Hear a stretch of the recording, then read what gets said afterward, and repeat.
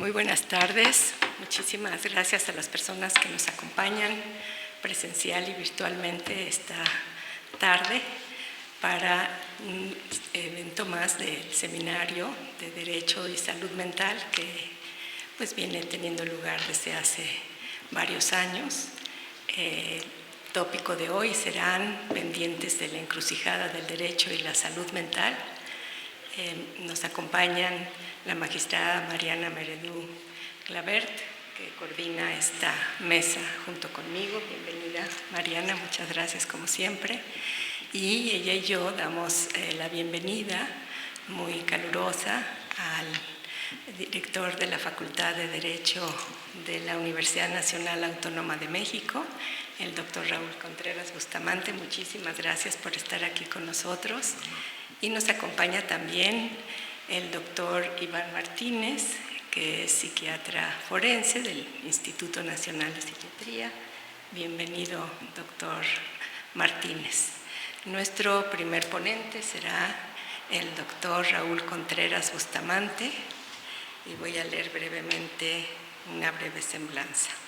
Él es doctor en Derecho por la Universidad Nacional Autónoma de México y por la Universidad de Salamanca, director de la Facultad de Derecho, como les había comentado, profesor titular C de tiempo completo de la Facultad de Derecho, merecedor del estímulo PRI de categoría C del Sistema Nacional de Investigadores, SNI lo reconoce como investigador nivel 3.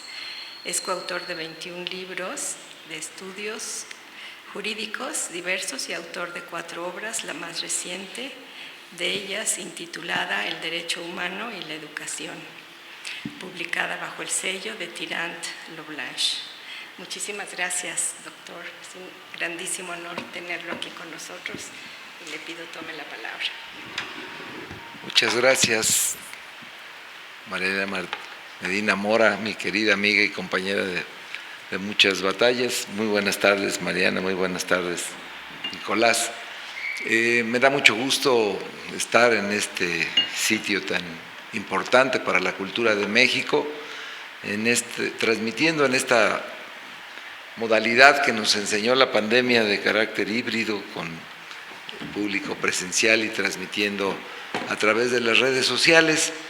Yo voy a platicar esta tarde sobre un tema que he venido desarrollando, que he venido investigando, que es el derecho humano a la educación, y ligarlo después un poco con el tema de qué sucede con la educación y el ejercicio de los derechos humanos a las personas con discapacidad, como me lo han solicitado. Es un tema en el que me pusieron a trabajar, no soy yo especialista como el resto de mis compañeros de la mesa en estos temas de salud, pero al haber trabajado 12 años en la Secretaría de Salud, tampoco crean que me costó mucho trabajo entender el tema. Solamente muy breve explicar por qué decimos que la educación es un derecho humano. Miren, a lo largo de la historia, la educación estuvo reservada para élites muy privilegiadas, para la monarquía, para la aristocracia y para el clero. Esta fue la historia de la humanidad, bajo la idea de que el conocimiento da poder y que por lo tanto pues habría que reservarlo para mantenerlo. La transmisión del conocimiento se hacía a personas muy seleccionadas que fueran capaces de mantener precisamente los privilegios y la primacía de estos grupos sobre la sociedad. Hasta que llegamos al final del siglo XIX, principios del siglo XX, en donde empezaron a cambiar las cosas, los liberales empezaron a entender los conceptos de la democracia, empezaron a tratar de generar ciudadanía, y en México la Constitución de 1917 estableció los derechos sociales por primera vez en el mundo, y entre los derechos sociales, a mi manera de ver, el más importante pues era el de la educación, y con una variante. La Constitución obligó al Estado a impartir la educación, a impartirla de carácter general, de carácter laico, gratuito, y eso cambió pues la relación de la sociedad ante el poder y ante el mundo. Gracias a que pudieron entrar a educarse y sobre todo que pudieron acceder a las universidades las mujeres, que yo sostengo que han sido el grupo vulnerable más discriminado en la historia de la humanidad, pudieron empezar a entender estos conceptos, a exigir sus derechos, a obtener la ciudadanía, a ejercer plenamente su sexualidad. En los años 60 el descubrimiento científico de los anticonceptivos vino a generar un cambio en el papel de la mujer, y hoy la sociedad camina con las dos piernas y no solamente con una como lo había hecho hasta antes del siglo XX. Hoy tenemos muchos elementos que nos indican la importancia de la educación. Por ejemplo, hay estudios en la Universidad Nacional Autónoma de México que nos indican que más del 70% de las personas que fallecieron durante la pandemia no tenían terminada su educación básica. Entonces, la relación entre educación y salud está ahí plasmada. Quiere decir que hoy los constitucionalistas tendríamos que cambiar los libros de texto y decir que después del derecho a la vida y a la libertad, inmediatamente tendría que estar la educación. A veces me han criticado y me dicen que se oye un poco exagerado, pero les digo, ¿de qué sirve que la Constitución y los tratados internacionales tengan muchísimos derechos, una lista grande de derechos, de garantías, si las mayorías, como sucede en países como el nuestro, pues no tienen la educación que les permita entender, comprender, ejercer y mucho menos defender los derechos? Es decir, la educación es un derecho habilitante para poder disfrutar y para poder ejercer todos los demás derechos, incluido el de la salud.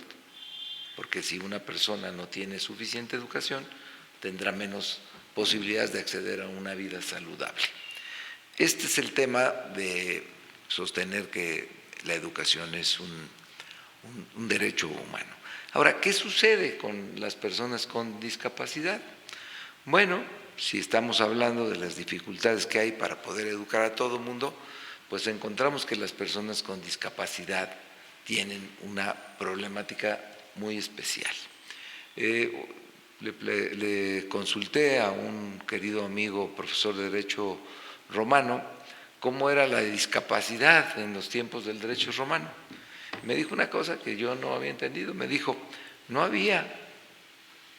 Los niños que nacían con alguna malformación eran sacrificados en el momento de nacer. Y los que tenían alguna discapacidad, pues era por producto de las guerras, y entonces eran tratados como héroes, pero no había discapacidad. La única discapacidad que sí había eran las mujeres, que aunque tenían plenitud de desarrollo mental y físico, no podían ejercer sus derechos porque estaban subordinadas al padre, a los varones de su casa, al marido, y no tenían la posibilidad de ejercer la ciudadanía. Yo recuerdo, por ejemplo, cuando estudié, que todas las butacas, las bancas donde yo estudiaba, estaban diseñadas para diestros. No había bancas para zurdos. Los que eran zurdos tenían que escribir encorvados, teniendo que aprender a escribir cuando no les amarraban la mano para que tuvieran que aprender a escribir a fuerza con la derecha, y cuando los maestros los dejaban que usara la izquierda, pues casi se acostaban sobre el pupitre, lo cual seguramente los dejaba discapacitados, yo creo que con un dolor de espalda después de 8 horas de clases. Deben haber tenido una discapacidad lumbar provocada por estas cuestiones. Y yo recuerdo todavía en mis épocas de estudiante que tuve compañeros que tenían poliomielitis. Hoy lo dejo ahí porque las noticias dicen que está resurgiendo la polio en Inglaterra y en Estados Unidos. Yo recuerdo cuando trabajaba en la Secretaría de Salud que el doctor Kumate declaró erradicada la poliomielitis en México por allá en su ejercicio en los años en que fue secretario durante la administración del presidente Carlos Salinas, y hoy está resurgiendo, pero a mi generación todavía le tocó padecer polio, y la verdad es que no había ninguna instalación que pudiera facilitarles a los jóvenes que habían tenido polio ningún acceso a ninguna instalación. Todos los edificios están construidos sin pensar en estas cuestiones. Bueno, los datos son abrumadores, los dejo en la mesa, a lo mejor les sirven para el debate. Estuve checando y según los datos del INEGI, asciende al 16.5% de la población de México que declara tener algún tipo de discapacidad. 16.5%. Nosotros estamos muy pendientes, por ejemplo, de atender los derechos humanos de las comunidades indígenas, y el porcentaje de las comunidades indígenas es el 10%. ¿Qué quiere decir? Que las personas con alguna discapacidad tienen un porcentaje mayor que incluso el de las comunidades que todavía se manifiestan indígenas. Este es un tema que pues, llama la atención. El artículo 3 de la Constitución dice: la educación se basará en el respeto irrestricto de la dignidad de las personas, con un enfoque de derechos humanos y de igualdad sustantiva. Ahí queda la condicionante, la interrogante de que efectivamente estaremos generando educación para que pueda haber esta igualdad sustantiva. La respuesta es que no. Está comprobado que las personas que tienen desigualdad, incluso puede haber un gran subregistro. Yo recuerdo cuando fui subdelegado jurídico de gobierno en Iztapalapa y recorría las colonias más pobres de esa demarcación, que sigue siendo la demarcación, la alcaldía que tiene los niveles de pobreza más altos, encontraba que en muchas casas la gente tenía a los hijos con discapacidades escondidos. Los mostraban cuando alguna autoridad iba como para pedir ayuda, quizá discapacidad de origen, la falta de recursos para poder pagar una terapia o para poder tener los medios de transporte para movilizar a una persona con discapacidad, hacían que las familias de plano los condenaran a mantenerse en un cuarto aislado, oscuro, donde les daban de comer, los alimentaban, pero que no tenían la posibilidad de ayudarlos a salir de esa discapacidad. Así que ese 16.5% a mí me parece que todavía puede tener algún subregistro. Bueno, está comprobado que las personas que tienen alguna discapacidad están mucho más afectos al analfabetismo, a la inasistencia escolar, y que desde luego el nivel educativo también está vedado para este tipo de personas, y obviamente pues esto tiene una repercusión en el campo laboral. La UNICEF nos dice que 7 de cada 10 niños y niñas con discapacidad, 7 de cada 10, no tienen acceso a educación en América Latina, lo que representa un cálculo de 6.4 millones de niñas y niños. Estos son datos de la UNICEF. Desde luego que es una realidad que el analfabetismo, si bien en nuestro país ha disminuido, vale la pena quizá al público que nos escucha recordarle que en 1917, cuando se estableció la Constitución, México era un país de 17 millones de habitantes, el 80% vivía en zonas rurales, el 20% vivían en zonas urbanas y el 85% de la población era analfabeta. Hoy el analfabetismo ya no es un problema, pero los datos de la encuesta nacional sobre discriminación de 2014, que fue el último dato que encontramos disponible, revelan que 2 de cada 10 personas con discapacidad no saben leer y escribir.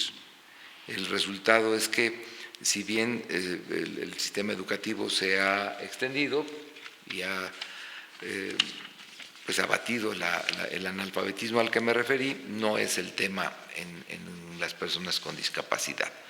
El 3.7% de los hombres y el 5.1% de las mujeres no sabe leer y escribir. o sea, el porcentaje es impactante. Esta carencia es mayor en las personas con discapacidad, donde el 20% de las personas con discapacidad, cuando son hombres, no saben leer y escribir, en tanto que en las mujeres aumenta al 24%. Es decir, discapacidad y analfabetismo van caminando. La discapacidad es mayor, las cosas se ponen más graves cuando la discapacidad impide moverse o usar los brazos. En el hombre se dice que el 11.5% y las mujeres el 10.1% que tienen esta discapacidad tienen mayor limitante de poder tener una buena educación. El ausentismo falla mucho más y desde luego veremos que a medida que va incrementándose el nivel educativo las cosas van siendo más graves.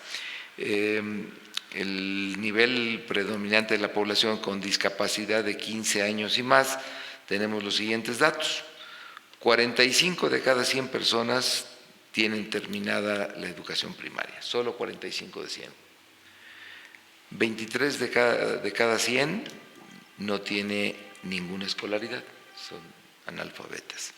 Y solo el 5% de las personas con discapacidad logran ingresar a una escuela de enseñanza superior, el 5%. Esto, pues, desde luego que tiene que ser analizado, discutido en foros académicos como este.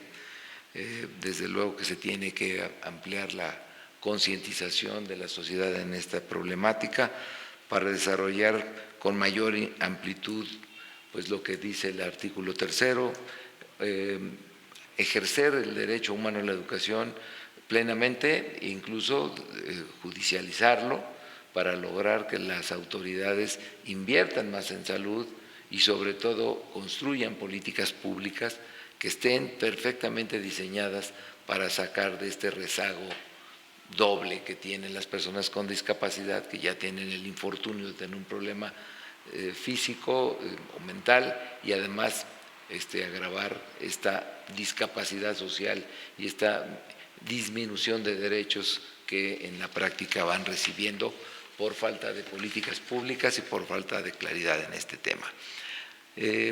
Pues desde luego que si dijimos que el derecho a la educación es un derecho habilitante para entender, ejercer, activar y defender los derechos, pues debemos decir que en estos casos a las personas con discapacidad muchas veces habrá que hacer medidas urgentes, políticas sociales positivas, acciones positivas para poder ayudar a que este segmento tan importante de la sociedad mexicana pueda tener precisamente este acceso a la educación y poder ejercerlo como un derecho humano fundamental y al mismo tiempo permitirle que puedan ejercer el resto de sus derechos y prerrogativas.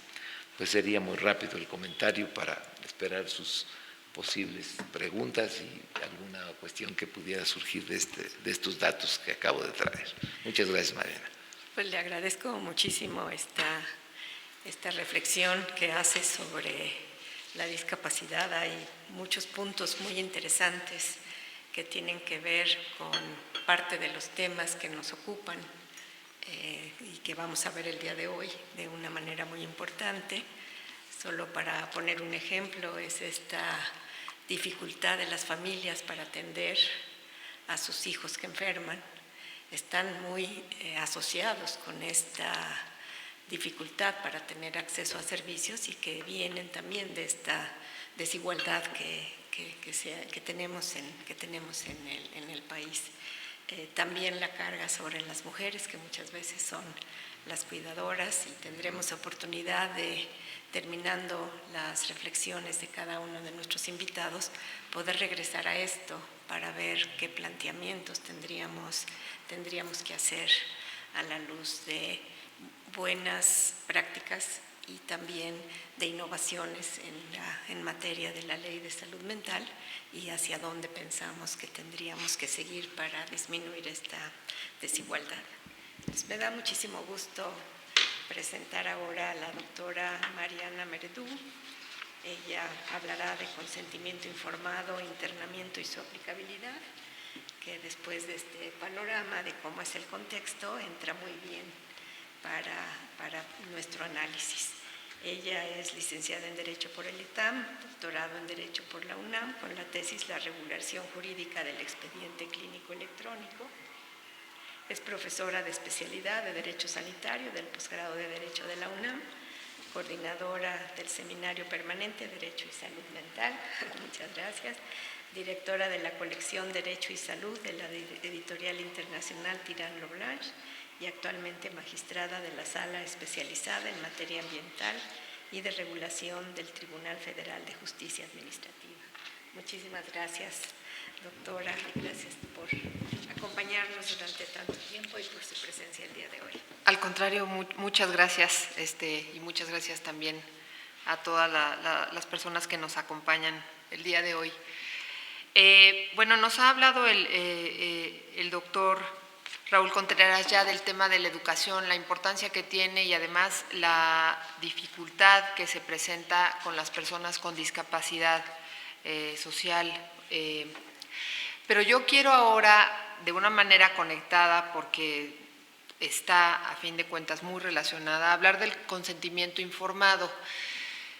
Y hay que ver que para poder emitir nuestro consentimiento informado en relación a cualquier acto médico que nos quieran realizar, implica que tenemos que recibir una cierta información y que esta información la tenemos que entender, asimilar y con base a esta información poder tomar una decisión de lo que en su momento se puede o en su momento nos va algún procedimiento que nos van a hacer en un médico o por una situación médica. El consentimiento informado, así como el derecho a la educación y el derecho a la salud, es un derecho humano. ¿Por qué? Porque cada acto que hacen respecto de nuestro cuerpo o respecto de nuestra salud, evidentemente tiene que ser conocido por nosotros. Y esto viene reconocido desde instrumentos internacionales como son la Declaración de Lisboa de la Asociación Médica Mundial sobre los Derechos de los Pacientes, la Declaración Universal sobre Bioética y Derechos Humanos y el Convenio de Oviedo. Y en estos instrumentos internacionales que posteriormente se han ido adoptando también por México en la legislación nacional, pues justamente lo que se dice es que toda persona tiene derecho a conocer el tratamiento que se le va a dar, pero específicamente respecto de las personas, y estamos aquí hoy en un seminario relativo a la salud mental, nos dice que todas las personas que sufran un trastorno mental grave solo podrá ser sometida sin su consentimiento a una intervención que tenga por objeto tratar dicho trastorno cuando la ausencia de este tratamiento conlleve el riesgo de ser gravemente perjudicial para la salud y a reserva de las condiciones de protección previstas por la ley que comprendan los procedimientos de supervisión y control, así como los de recurso. ¿Por qué me parece que es importante que conociéramos lo que nos dice este convenio y lo que nos dicen las declaraciones internacionales que después se adoptan en la Constitución Política Mexicana? En la Constitución Política Mexicana, en el artículo 1, nos hablan de la autonomía y de la dignidad humana. El artículo 4 nos habla del derecho a la protección a la salud, nos habla del derecho a la libertad de trabajo, porque aquí el consentimiento informado va a implicar dos facetas. Una es la del paciente, que tiene derecho a que le informen lo que se le va a hacer, el procedimiento que se le va a seguir, los medicamentos que se le van a suministrar, pero también está el derecho de los médicos a ejercer una profesión de una forma adecuada y a que las decisiones que ellos toman también sean respetadas si es que cumplen con todo lo que se refiere a la lex artis ad hoc. Entonces, tiene dos visiones y creo que es muy importante. Los médicos, de alguna manera, al tener el conocimiento técnico, ellos tienen que informarle al paciente y eso es una obligación de ellos y el paciente tiene el derecho de conocer toda esta información. Hasta el 16 de mayo de este año, el consentimiento informado sí estaba previsto en la Ley General de Salud. Sin embargo, derivado de una reforma que se hizo en estas fechas a las disposiciones relativas a la salud mental en la Ley General de Salud, se hizo un desarrollo mucho más amplio de lo que es el consentimiento informado. Y se dijo, entre unas cosas, dentro de una de las formas que lo quieren ahora definir, o el concepto que manejaron en la ley, dice que es que constituye el núcleo del derecho a la salud tanto desde la perspectiva de la libertad individual como de las salvaguardas para el disfrute del mayor estándar de salud. Bueno, pues es eso, es una cuestión esencial que los pacientes estén conscientes de qué es lo que van a hacer, de qué es lo que les van a hacer, qué consecuencias van a tener los tratamientos que les den, qué repercusiones, qué resultados van a tener en su vida y cómo les van a afectar. Y aquí tenemos un problema. ¿Qué pasa si las personas que van a ser objeto, obviamente, del tratamiento, tienen una discapacidad social, psicosocial, o tienen una enfermedad mental, o, por otro lado, pudieran ser adictos a algún tipo de sustancia y por lo tanto también son enfermos, y que no pudieran entender a cabalidad qué es lo que les está explicando el médico? Y aquí es un tema interesante porque lo que nos dice la ley a partir de mayo es que ya no va a haber, y esto va encaminado justamente al tema del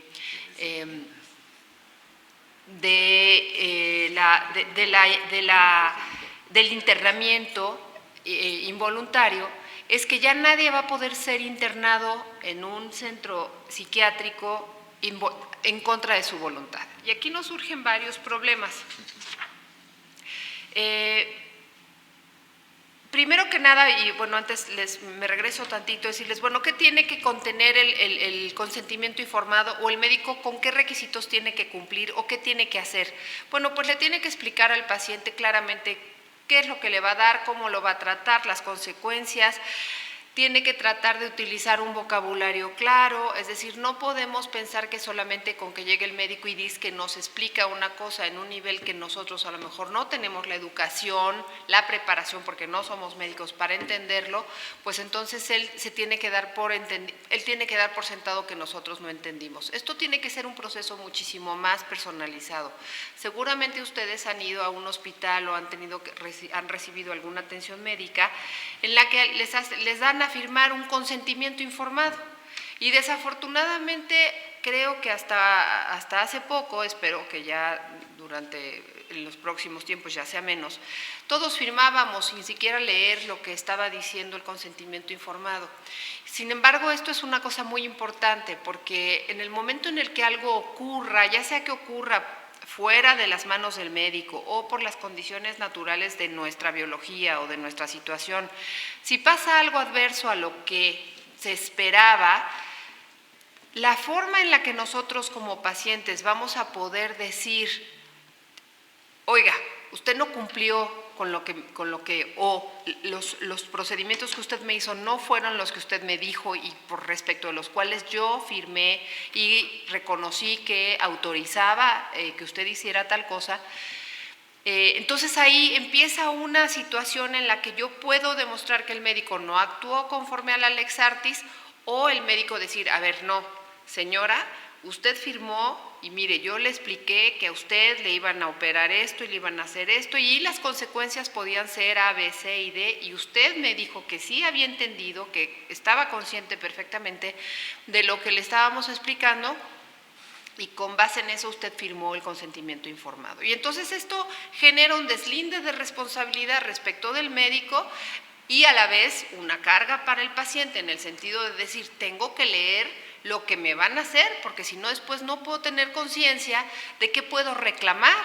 A lo mejor estoy queriendo reclamar una cosa que efectivamente, oye, es que me quedó fea la cicatriz, oiga, a ver, yo no soy cirujano plástico, yo estoy aquí, pues igual no le hice muy bien el tru-tru, pero no es la cara, y usted está caminando perfectamente, o la funcionalidad es perfecta, en fin, hay una serie de cosas que son interesantes ahí, y que además tienen mucho que ver con el diálogo que hay y que tiene que haber siempre entre el médico y el paciente. Pero bueno, quería yo un poco comentar en qué sentido tenía que integrarse este consentimiento informado.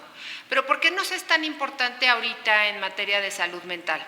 Bueno, pues precisamente porque la Ley General de Salud ahora ya establece que las personas con alguna enfermedad mental o con algún tipo de adicción no pueden ser internadas en contra de su voluntad. Básicamente dice la ley bajo ninguna circunstancia.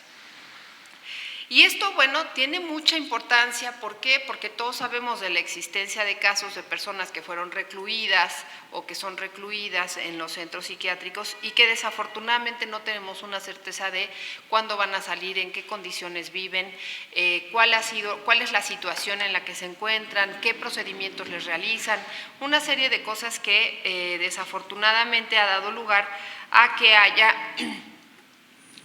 pues una violación o se presuma que hay una violación flagrante a sus derechos humanos, específicamente a los derechos de dignidad de la persona, de no estigmatización, de privación de la libertad, en fin, una serie de cosas muy serias.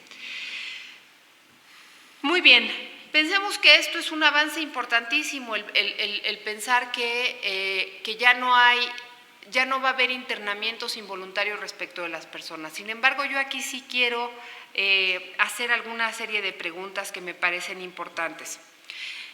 La primera, o lo primero que quiero especificar es que la ley también nos prevé que los pacientes podrán, o los usuarios de los servicios de salud mental, podrán establecer lo que le llaman ahora las directrices de voluntad anticipada. Esto significa que un paciente que tenga alguna situación de enfermedad mental podrá hacer una disposición en el sentido de definir si acepta o no acepta los tratamientos que se le pueden dar o que se le podrán dar en un futuro. Para eso necesitamos el consentimiento informado, obviamente necesitamos que me digan qué me van a hacer, a dónde me van a meter, qué es lo otro. Eso me parece muy bueno, muy interesante y además creo que es algo que era indispensable que ya ocurriera. No podemos pensar en que la discrecionalidad del internamiento involuntario siguiera así, sin ningún tipo de límite. Sin embargo, creo que en la propia ley se dejan algunas cosas medio en el aire y una de ellas es que nunca dice si, por ejemplo, el consentimiento informado, bueno, el consentimiento informado me puede dar lugar a que yo emita una directriz anticipada y decir, a ver, como yo tengo este tipo de enfermedad y me pueden pasar este tipo de cosas, o puedo tener esta serie de eventos, voy a prever a través de un documento o a través de una de una disposición con testigos o ante un notario. No queda claro en la ley, no lo dice, pero pues entiendo que eso hay que recurrir a lo mejor al Código Civil o a los propios notarios que serán los que estarán implementando este tipo de disposiciones y de voluntades anticipadas. No dice si, por ejemplo, mi directriz o mi voluntad anticipada puede dar lugar a que haya un internamiento en el momento en que yo tenga un evento de crisis. Aquí están dos personas que se dedican a la salud mental y aquí me surge la pregunta, ¿qué pasa cuando una persona, cuando en su mayoría del tiempo vive en una claridad y es funcional y su cabeza está funcionando como debe ser y decide de alguna manera que si entra en un evento o en un evento de crisis, vamos a pensar que la internen?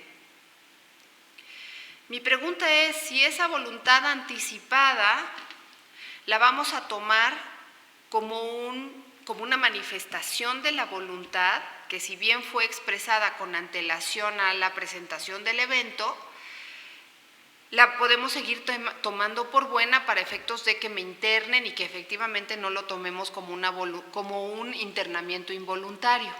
Porque a lo mejor la persona en ese momento se pone a decir que ella nunca lo firmó y que la obligaron y que estuvo manipulada o forzada a firmar ese tipo de disposiciones.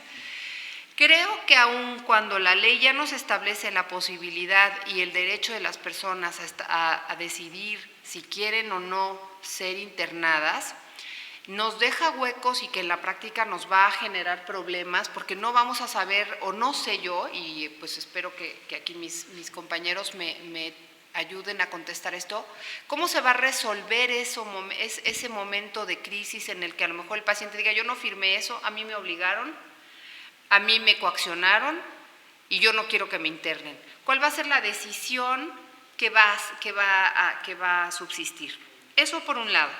Y por otro lado, también quiero pensar que tenemos un tema complicado respecto a los menores, porque la ley es muy clara y dice, inclusive en el caso de los menores y adolescentes, niños, niñas y adolescentes, los niños podrán decidir si se quieren quedar o no, si acceden al internamiento.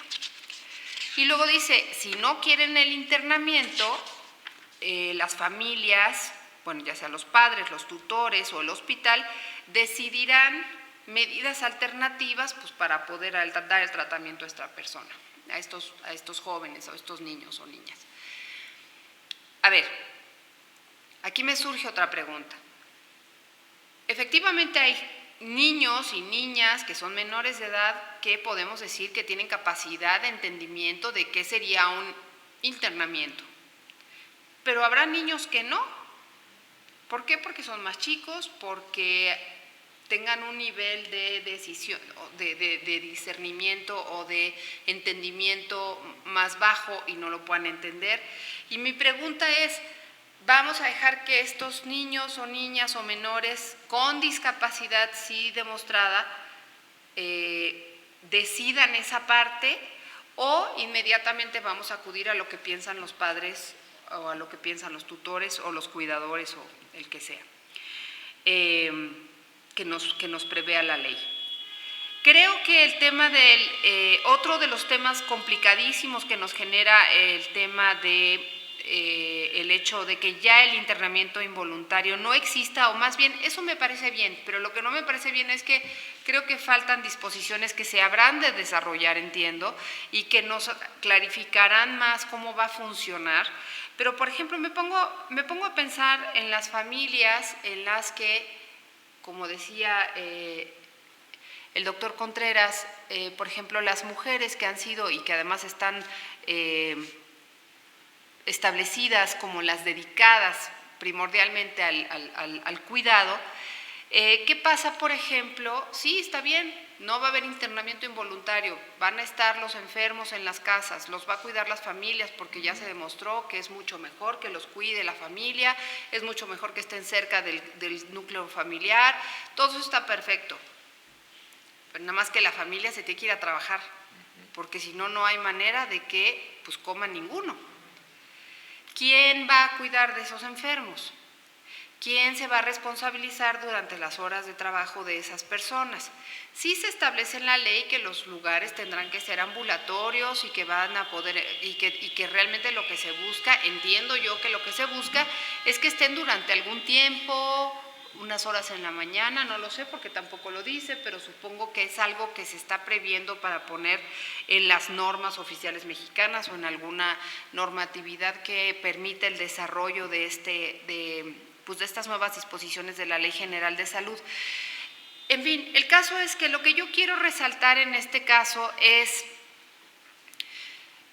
que no siempre las buenas intenciones del legislador, y además que entiendo también que son en muchos casos, por reclamo de la sociedad, decir, a ver, es que sí es flagrante la violación de los derechos humanos de las personas con discapacidad por el hecho de que existe el internamiento involuntario. Sí, está bien, pero ¿no será que debamos poner candados al internamiento involuntario, pero no necesariamente desaparecer la figura? Yo me pregunto el caso de una persona que entre en un evento de crisis y, por ejemplo, ese sí está contenido, pareciera que está contenido en el artículo 52 bis, pero que entre en un evento de crisis y pudiera dañarse a sí mismo. Pensemos que a lo mejor esa persona sí está contenida, ahorita les voy a leer el párrafo, Dice, en situaciones en las que una persona no pueda dar su consentimiento para un tratamiento en un momento específico por ningún medio, no existe un documento de voluntad anticipada y su salud se encuentre en tal estado que, si el tratamiento no se administra de inmediato, su vida estaría expuesta a un riesgo inminente o su integridad física a un daño irreversible, el prestador de servicios de salud procederá de inmediato para preservar la vida y la salud del usuario, dejando constancias en el expediente clínico, otorgando informe justificado a los comités de ética y la autoridad judicial competente. Pensemos que de este párrafo, así queriéndolo entender ampliamente, nos dice, vamos a pensar que una persona se está queriendo tirar de un puente, o se está queriendo cortar las venas, o se está queriendo dar un balazo, o se está queriendo lastimar a sí misma. Pensemos que ahí el médico, bueno, a lo mejor sí está dentro de estas situaciones de urgencia en las que puede intervenir y decir, a ver, te vamos a guardar un ratito porque tenemos que darte un tratamiento, te tienes que calmar, tienes que encontrar el equilibrio nuevamente para poder reincorporarte a la sociedad. Pero ¿qué pasa? Y aquí no está, ¿qué pasa si una persona no es que se esté poniendo en peligro a ella misma, sino que esté poniendo en peligro a terceros? Ahí me surge la duda, porque ya la propia ley dice, en ningún momento se va a permitir el internamiento involuntario. Eso significa que cualquier persona que decida que hay que internar a una persona en contra de su voluntad, pues incluso está cometiendo el delito de privación de la libertad de esa persona que está en esa situación. Entonces, creo que es un avance el de la ley, creo que sí efectivamente era importante establecer las condiciones para que los internamientos, el 90% de ellos, pensemos de alguna manera, por decir una cifra, fueran voluntarios. Sin embargo, creo que estamos dejando, o por lo menos no lo estoy viendo yo en esta reforma de ley, de lado la posibilidad de que haya personas que a lo mejor sí haya que internarlas por una situación de urgencia o de peligrosidad de una forma involuntaria. Entonces, pues bueno, con esto les quiero dejar yo preguntas porque son cosas importantes, creo que tenemos que cuestionárnoslo como sociedad y como personas que nos interesa el tema de la salud mental, o que tenemos algún paciente cercano, pariente, amigo, que puede estar en estas circunstancias. ¿Cómo manejar estas condiciones de emergencia y de peligrosidad de las personas? Creo que con esto lo dejo en la mesa y muchísimas gracias a todos por su atención.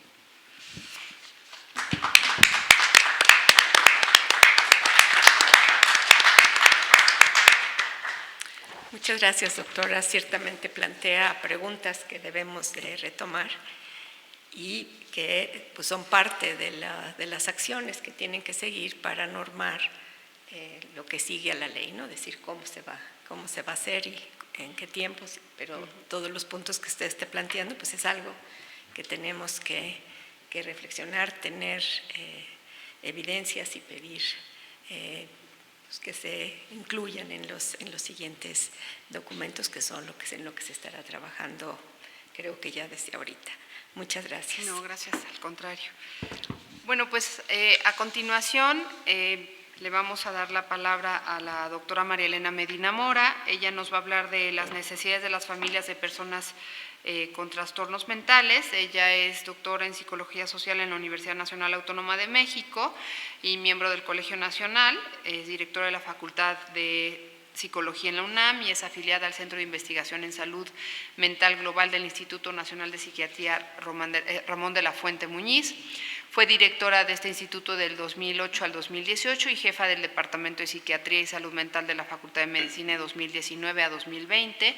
Es investigadora emérita del Sistema Nacional de Investigadores y es miembro de la Red Informal de Científicos de la OMS 1DC y de la Comisión de Alto Nivel sobre Salud Mental y COVID-19 de la OPS. Doctora, muchas gracias. Le dejo la palabra. Muchísimas gracias. Pues yo voy a seguir con el tema que de alguna manera ya empezaron a tocar nuestros dos ponentes, y que es la situación de las familias, ¿no? Que cómo están viviendo las familias el tener una persona enferma y qué necesitan para que puedan pues poder cuidar a sus hijos, y ciertamente pues o a los padres, ¿verdad? Todo puede pasar, y que esto pues será, como dijimos, parte de lo que tiene que venir. Entonces yo voy a hacer una presentación porque les voy a presentar algunos datos de investigación de las voces de las familias y de lo que se ha encontrado de qué necesidades tienen. Y voy a hablar sobre, con qué se enfrenta la familia, qué pasa con los enfermos graves, cuántos se enferman, cuál es la situación de cómo se están atendiendo ahora, por qué debemos cuidar al cuidador y qué tan grande es la brecha de atención. Y después hablar más específicamente del cuidado del cuidador, su salud mental.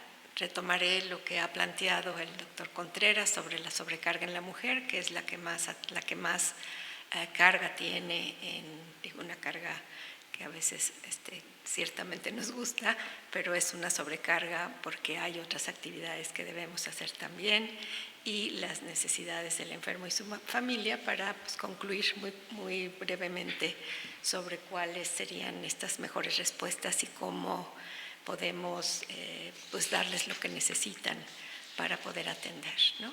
Entonces, pues por una parte sabemos que la carga de la mala salud mental es muy alta.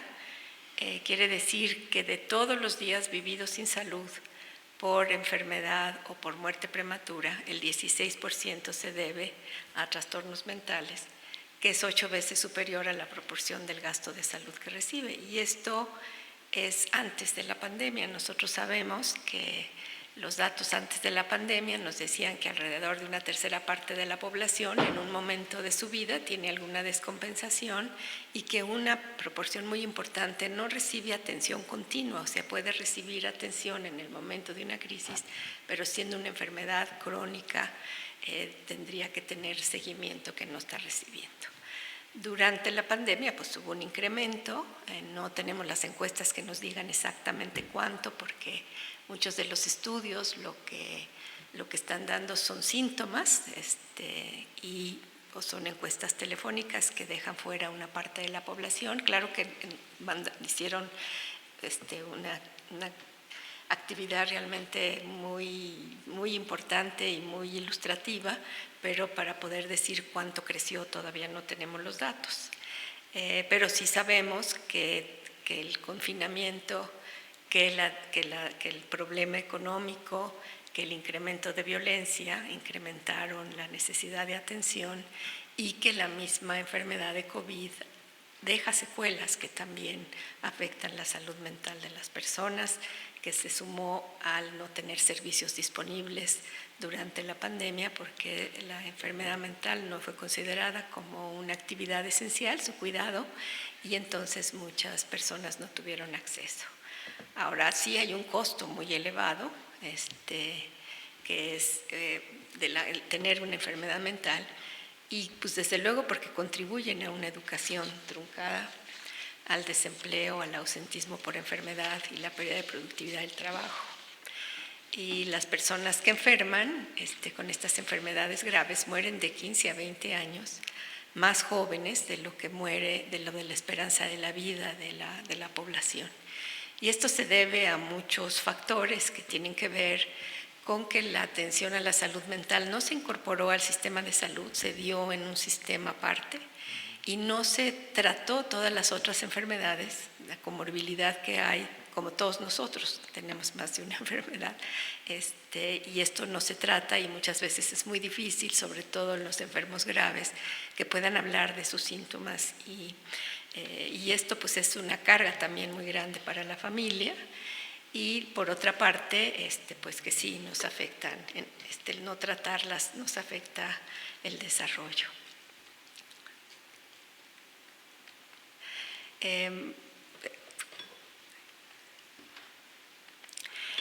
Por otra parte, tenemos pocos recursos para atender la salud mental. En parte esto explica por qué tantas personas no reciben tratamiento, pero hay otras variables psicosociales que también influyen, como las barreras que son actitudinales más que de infraestructura, de falta de infraestructura, ¿no? Pero vemos aquí muy claramente que tenemos menos psiquiatras de los que necesitamos, menos psiquiatras infantiles, menos enfermeras. La carga mayor se está dando en atención de psicología, lo cual es muy importante, pero no es suficiente para atender a los enfermos graves que también requieren además medicamentos. ¿Qué proporción es la que no recibe atención? Pues es muy alta, pero esto, como lo vemos, no es nada más un problema de México, es un problema en el mundo. Aquí es un estudio y estoy poniendo nada más los datos de los países de América Latina que llevamos a cabo con la Organización Mundial de la Salud. En todos los países usamos los mismos instrumentos y las mismas definiciones, y lo que está encerrado en cuadrito para llamar su atención son aquellos que pudieron ver a algún especialista en salud mental. O sea, no tienen que ser nada más psiquiatras, psicólogos, también trabajadoras sociales o enfermeras que están entrenadas y que dan atención en los servicios. Y lo que vemos es que pues, México es uno de los países que menos proporción de gente tiene que lleva un tratamiento mínimo adecuado. No quiere decir que nunca haya recibido tratamiento, pero un tratamiento, como decíamos, que tuviera una continuidad y que tuviera atención farmacológica cuando la necesitaba. Pero es un problema internacional, no nada más de México, aún en países ricos como por ejemplo Estados Unidos. ¿Qué otra carga tiene la familia? Pues es esta asociación que hay entre la enfermedad mental y muchas enfermedades, ¿no? Aquí vemos cómo cuando hay sobre todo al mismo tiempo depresión y ansiedad, pues hay más riesgo, o sea, las personas que tienen obesidad tienen más riesgo de tener depresión y ansiedad. La diabetes se presenta con depresión, ansiedad y ambas, el asma, la artritis, los trastornos cardiovasculares, los problemas de dolor de espalda, los dolores de cabeza crónicos o tener más de uno. Y todo esto incrementa la carga que tiene la familia, porque no nada más tiene que atender la salud mental, sino también todas las otras enfermedades. Y estas enfermedades a veces ocurren antes, pero hay una proporción muy importante que ocurren después de que se manifiesta la enfermedad mental, de tal manera que también van a incrementar la carga cuando ya la persona está enferma, además atender todas estas otras enfermedades. Y quizá la más comórbida sería la que tiene que ver con los trastornos de ansiedad, aunque también, digamos, la depresión está asociada con otros trastornos. Ahora, ¿qué es lo que pasa cuando una persona tiene los dos tipos de trastornos, la condición física y la enfermedad mental? Que hay una sinergia en donde la discapacidad, es decir, la incapacidad para hacer actividades diarias, para trabajar, para estudiar, etcétera, son mucho más altas cuando están las dos condiciones que cada una por separado. Por ejemplo, en la diabetes, si hay una condición física, la calificación de discapacidad alcanzó 1.8, la enfermedad de una discapacidad de 3.8, eso suma 5.6, pero la discapacidad real cuando la persona tiene ambas es 8.8, pues porque la misma enfermedad hace que no tengan buena adherencia al tratamiento de la otra enfermedad.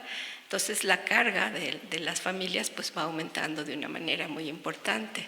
Ahora, esta falta de atención, nosotros encontramos que solo el 27% de los que cumplían los criterios y pensaban que tenían una necesidad de tratamiento, eso lo tomamos como el 100%, el 27% de ellos había barreras estructurales, que costaba muy caro, que quedaba lejos, que no tenían transporte, que las mamás no tenían dónde dejar a sus hijos, pero el 93% tenía barreras actitudinales, quiere decir que hay poca confianza en los servicios.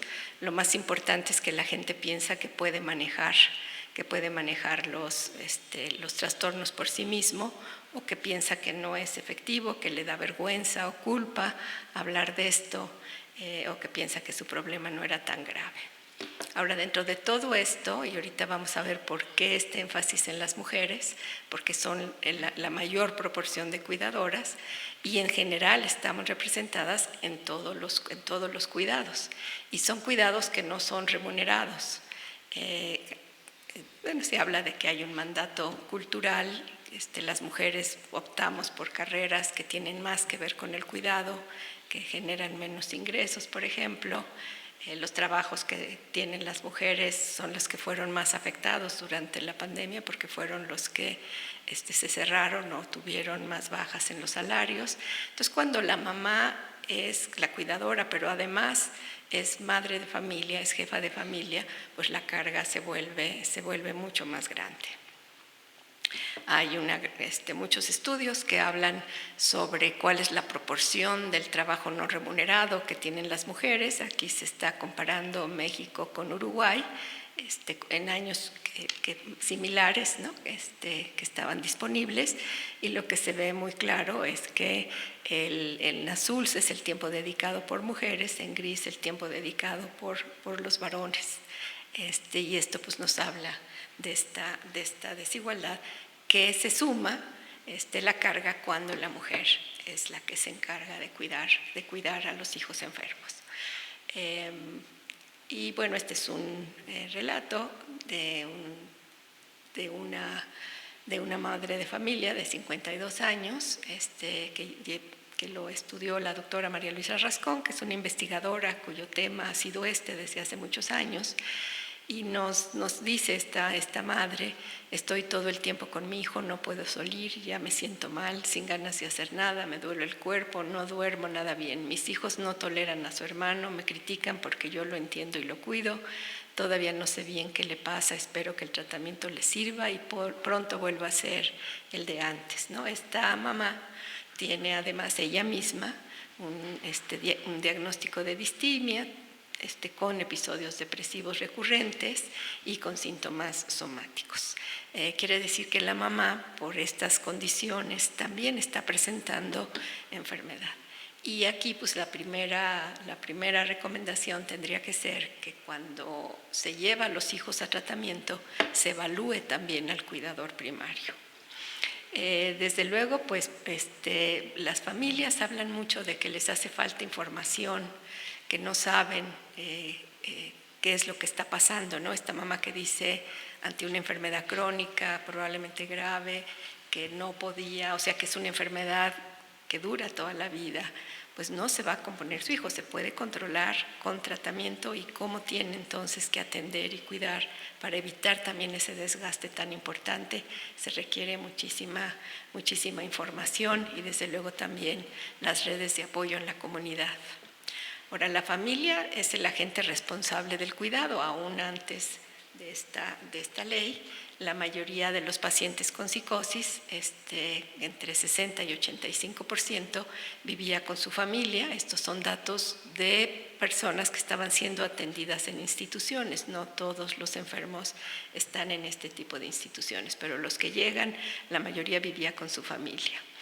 Y la persona a cargo pues tiene este trabajo informal porque no recibe capacitación ni remuneración para brindar los cuidados, y desde luego pues esto puede llevar a que tengan sentimientos de culpa, que piensen que hicieron algo para que el hijo enfermara cuando esto no es así. Hay toda una carga pues genética que sí, con factores del medio ambiente se presenta, pero la culpa no ayuda para nada a los padres a cuidar a sus hijos. Por eso es importante que además de información les demos estas habilidades de enfrentar estas situaciones de crisis de una manera positiva y no de una manera negativa, pensando que no va a pasar nada, que se va a mejorar, o negando que exista la situación. Entonces, esta poca orientación y ayuda a la familia, pues hace que la familia tenga o el cuidador sobre todo, tenga estos trastornos adicionales. Y entonces se habla del síndrome del cuidador o del enfermo oculto. Sobre todo las mujeres tendemos a no hablar de nosotras mismas, sino siempre de los miembros de la familia. Y en este estudio también de la doctora María Luisa Rascón, pues nos habla de cómo estaban. El 80% de los cuidadores era la mujer. No tenían un diagnóstico de enfermedad, el 42%, quiere decir que un poco más de la mitad sí lo tenía. Desde luego los trastornos de ansiedad, de depresión y de abuso de sustancias eran los trastornos más frecuentes. Ahora, ¿qué pasa cuando se tiene esta discapacidad? Y sabemos que la depresión es la enfermedad que más se asocia en las madres, también en los padres, pero esto cuando se tiene depresión es cuando se tiene más discapacidad que por cualquier otra enfermedad. Porque las personas no pueden tomar decisiones, porque no pueden salir de sus casas y hay una gran cantidad de información que nos habla de cómo el nivel socioeconómico de la familia baja porque hay una depresión en la familia, ¿no? Tienen una reducción del 33% de sus ingresos, 27% de que pierdan el empleo y pues desde luego también una parte muy importante de impacto en la educación. Ahora, ¿cuáles son estos trastornos que tienen? ¿Cómo se relacionan estos con las horas de convivencia y con el tiempo de evolución de la enfermedad? Y que hay una proporción muy importante que el familiar va a tener más de un diagnóstico. Es decir, puede tener depresión, más ansiedad, más otro trastorno, hasta 4. Y lo que más pega es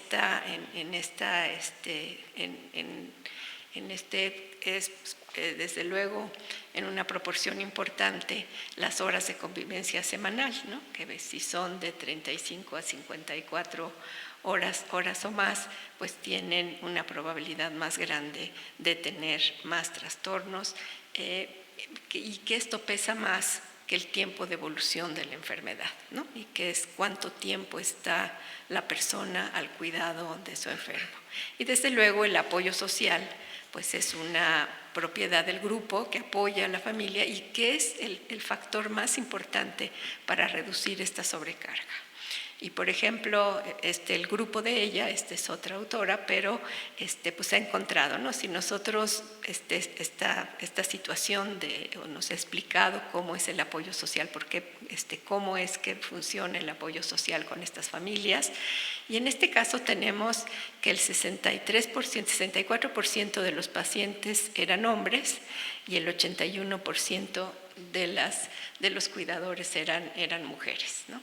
Y vemos que desde luego si hay apoyo social, pues hay una disminución del riesgo de la discapacidad en la familia y pesa más que el tiempo de evolución de la enfermedad y la enfermedad misma. Entonces, ¿qué es lo que nosotros consideramos? Que la salud mental debe ser un derecho humano fundamental y que nosotros necesitamos trabajar al mismo tiempo que responsabilizar a la familia con programas de alivio a la pobreza y asegurar la vivienda, la educación y el empleo para las personas con discapacidad social, que dentro de todas las personas que enferman hay algunos que pueden regresar a la comunidad, eso está muy bien y eso deben de ir al primer nivel y segundo nivel de preferencia, siempre y cuando estos niveles tengan a los médicos y psiquiatras que pueden dar esta rehabilitación. Hay algunos que requieren un paso intermedio, entonces necesitan casas de medio camino, se tendrían que construir estas casas de medio camino. Los que necesitan protección de su familia, pues necesitan que las familias se les den los recursos para poder hacer, porque al final siguen siendo responsabilidad del Estado, ¿no? Sobre todo los que no tienen familia. Entonces, bueno, ¿qué es lo que necesitamos hacer? Pues tener estas intervenciones, estas casas en la comunidad que puedan dar las intervenciones psicosociales y que puedan apoyar a las familias para que realmente los pacientes puedan regresar a la comunidad. Muchas gracias.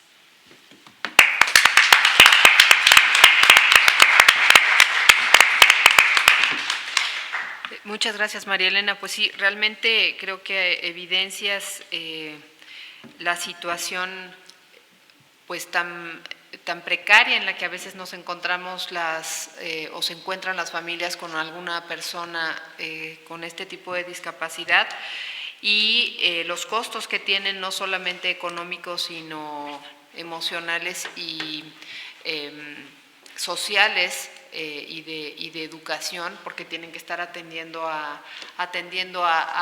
pues a su familiar, a la persona que tienen a su cargo. Y una cosa que me parece importantísima y que creo que desafortunadamente no le damos la relevancia, y que creo que lo acabas de hacer tú, y me quiero quedar con esta frase, que es la importancia del apoyo social, es decir, la comunidad, no solamente la familia, sino todo el entorno de una persona que lo puede apoyar a que se reincorpore y a que esté en una condición de salud mejor, y que apoye a su vez a la familia para un mejor desarrollo en todos los sentidos. Entonces, pues bueno, creo que hay muchísimo que hacer en este tema, y seguimos encontrando esta relación entre educación, salud mental, apoyo social, consentimiento informado, y todos nos vamos dando cuenta que todo está imbricado y que no podemos hablar de uno si no estamos tocando el otro. Muchísimas gracias, doctora. Pues a continuación le damos la palabra, le toca la palabra al doctor Nicolás Iván Martínez López. Él nos hablará de la deconstrucción ulterior de la capacidad jurídica. El doctor Nicolás Martínez es psiquiatra forense, maestro y doctor en ciencias con campo en psiquiatría y actualmente doctorante en Derecho Penal.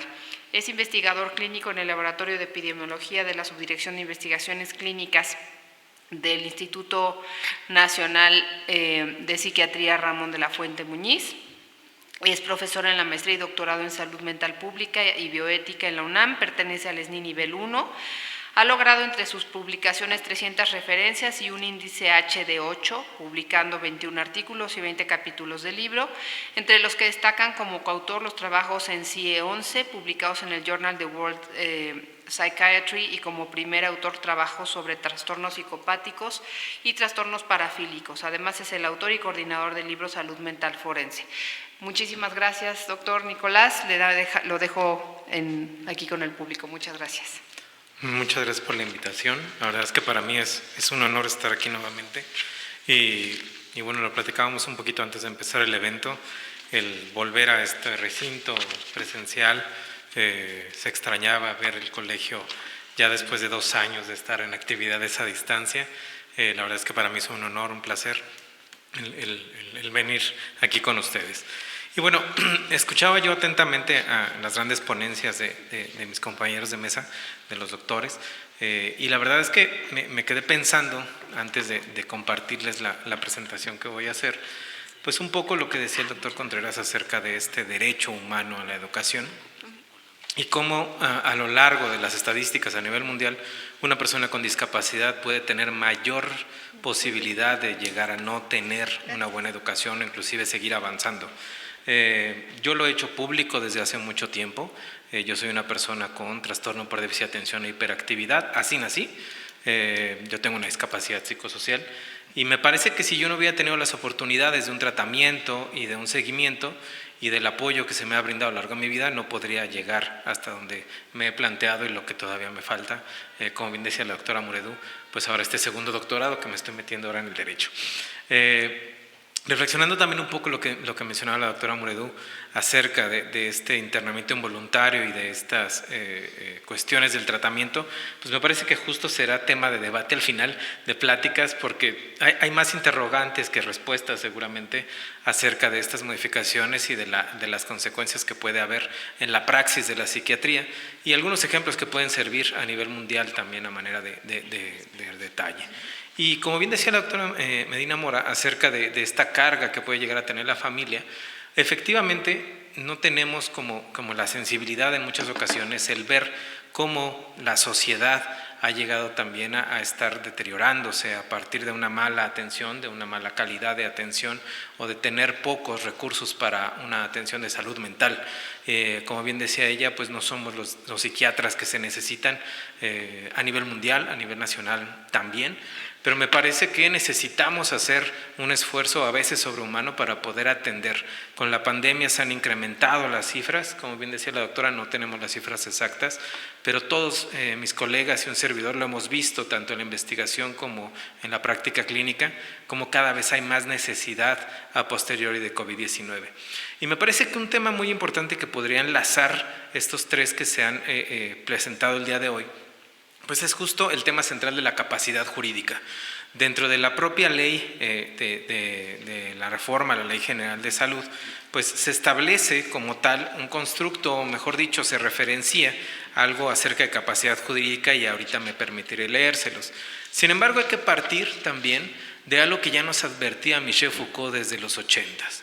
En todos los tiempos y probablemente en todas las culturas, la intimidad corporal se ha visto integrada a un sistema de coacción, pero solo en la nuestra y desde fecha relativamente reciente, ha sido repartida de manera así de rigurosa entre la razón y la sin razón, y bien pronto, por vía de consecuencia y degradación, entre la salud y la enfermedad, entre lo normal y lo anormal.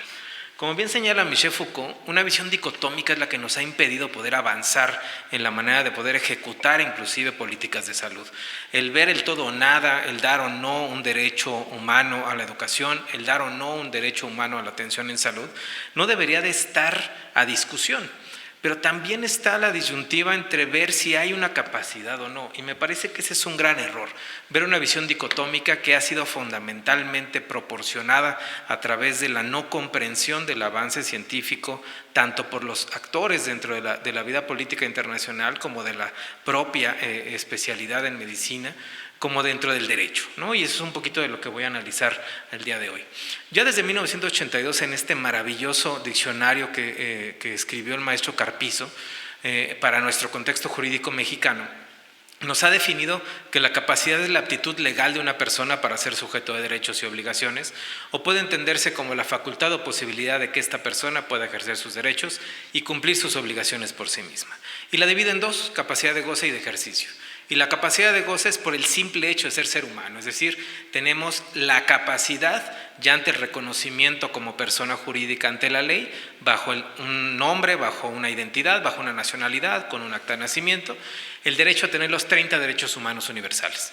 A partir de nuestro desarrollo de autonomía, que para nuestro contexto jurídico mexicano va progresivamente de los 12 en adelante, gracias a la Ley Nacional del Sistema Integral de Justicia Penal para Adolescentes, la definición de adolescente en México parte de los 12 años cumplidos hasta antes de los 18, y la visión en cuanto a procuración de justicia y en cuanto a contemplación de cómo un adolescente se va desarrollando es progresiva. La autonomía va poco a poco generando un avance. En consecuencia, vamos teniendo mayor responsabilidad y no solamente ser sujetos de derechos, sino de obligaciones. Y es a partir de la mayoría de edad que un mexicano puede tener una capacidad de ejercicio, ya sea especial o general. Pero muchas veces esta definición jurídica la hemos malinterpretado los psiquiatras forenses y la confundimos con la capacidad cognitiva, y ese es un grave error. Porque justo en el mismo año, y eso a mí es lo que me sorprende históricamente, como grandes pensadores de repente no se conocen, ¿no? Y llegan a conclusiones muy necesarias de entrelazar, ¿no? Le pasó a Cajal y le pasó a Freud, aquí parece que le sucedió al maestro Carpizo y al doctor Applebaum. Define que hay una necesidad de evaluación para la capacidad en materia de psiquiatría en 4 grandes áreas: la expresión de una lección a través de la evaluación del lenguaje, el entendimiento a través de la evaluación de la introspección que tenemos los seres humanos, la evaluación del razonamiento a través de una lógica, sobre todo una lógica axiomática, socrática, muy sencilla, y de apreciación a partir de una valoración de una importancia de enfermedad o de un contexto jurídico. Esto ya está desde los 80s, sin embargo, pareciera que el contexto jurídico no ha ido acorde a ello. Prácticamente ya desde la segunda mitad de la década de 2010, es decir, 2012, 2016, que se empezó a promulgar ya y se tuvo como punta de lanza México dentro de la Convención de los Derechos de Personas con Discapacidad y su protocolo facultativo, tuvimos la posibilidad de entender que ante la firma y la ratificación de una convención que es necesariamente armónica, la obligación de modificar nuestros estatutos judiciales para poder obedecer las simples necesidades de volver a citar los 30 derechos humanos universales, pero recalcando el corazón de la Convención, que es el artículo 12, el igual reconocimiento como persona entre la ley. Y los estados partes que han firmado, como lo ha hecho México, firmado y ratificado, reafirman que las personas con discapacidad tienen derecho en todas partes al reconocimiento de su personalidad jurídica. Tiene capacidad jurídica en igualdad de condiciones con las demás en todos los aspectos de su vida. Y aquí es donde ya nos enfrentamos a este constructo de discapacidad psicosocial, esas barreras que nos impiden poder llegar a tener un acceso a la salud, a la educación, a un internamiento, a proveer de las decisiones en el continuo de los días. Me parece que eso es lo que tenemos que ir modificando para poder accesar a un real sistema de salud en cuanto a salud mental de los 3 niveles de atención que se requieren. Decía el relator especial en una presentación que hizo el 16 de julio de 2018 aquí en México, de hecho, en un congreso que tuvimos de la WPA, las personas con discapacidad no deberían ser vistas como enfermos o pacientes, sino como titulares de derechos al igual que todos los demás miembros de la sociedad. Y es que muchas veces el estigma es el que impera para poder ejecutar o no, o impedir o no, la ejecución de algún derecho.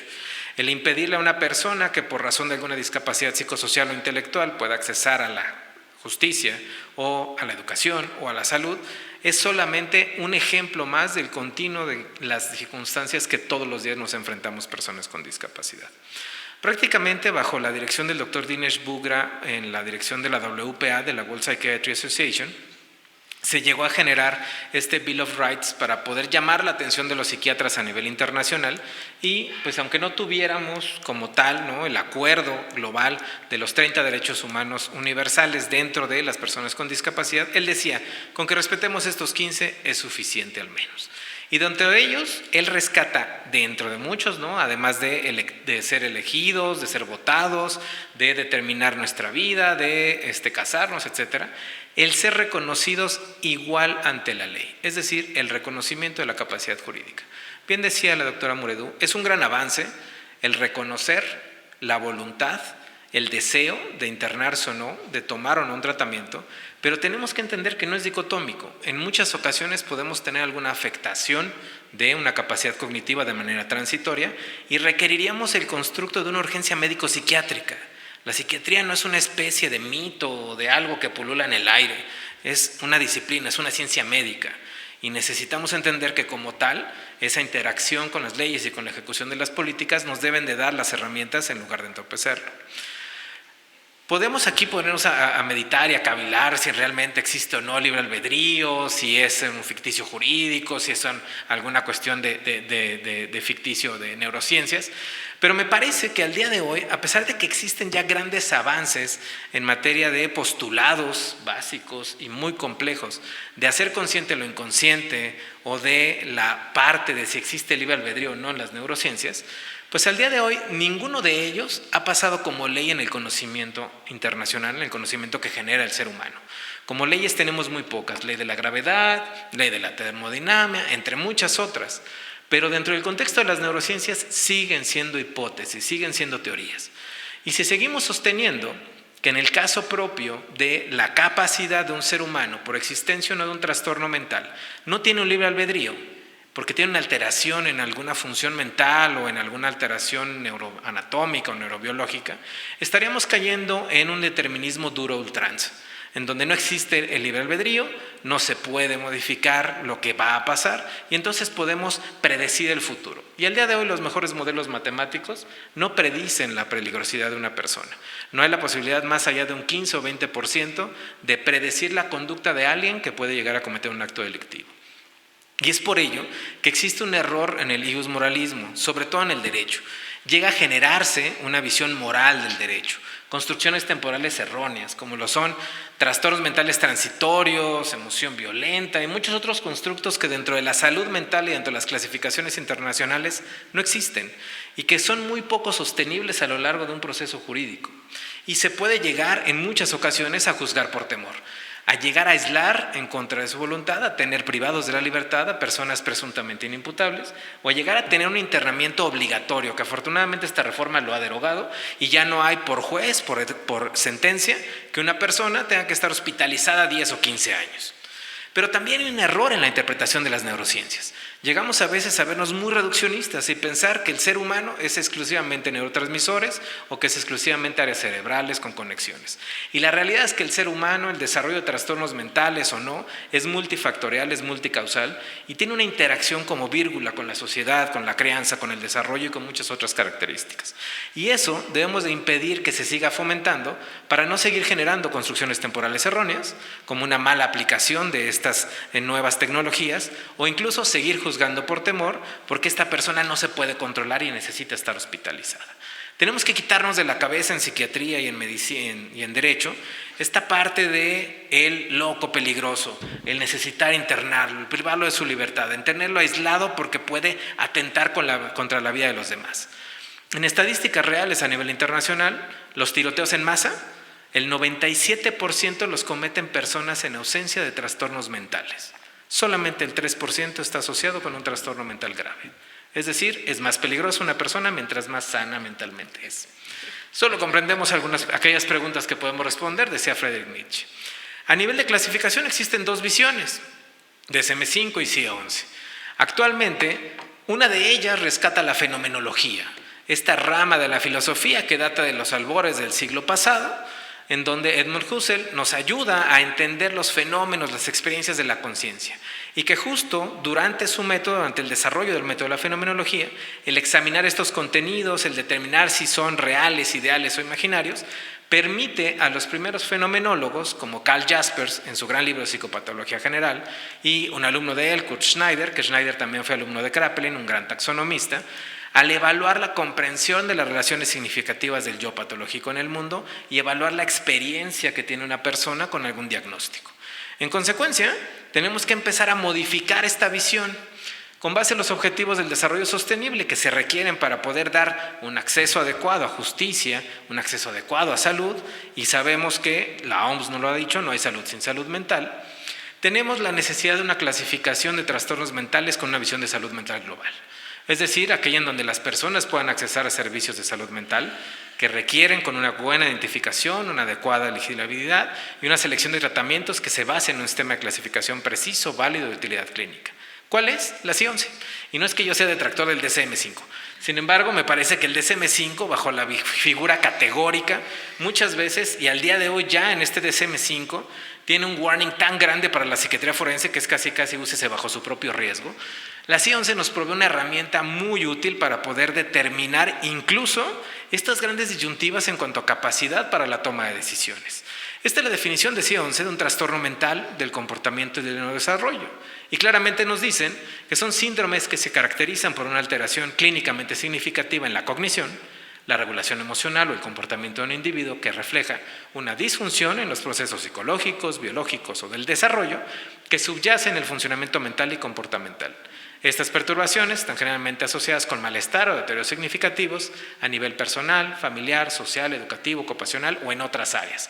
Pero en ningún momento está diciendo que tenemos alterada la capacidad de toma de decisiones. Distintos estudios que se han hecho por parte del grupo dirigido magistralmente por el doctor Reed, la doctora Medina Mora, el doctor Ollé a nivel internacional, nos han permitido entender que gracias a la CIE-11 podemos tener un lenguaje en común y que para ello también puede servir para la psiquiatría forense y la psicología forense. Y poder determinar con mayor claridad si existe o no una alteración en la capacidad de toma de decisiones de una persona que ha cometido un delito o que puede estar sujeta a algún proceso jurídico. Ya lo dijo en su momento el grupo dirigido por el doctor Berrios, que modificó incluso un acta en Inglaterra.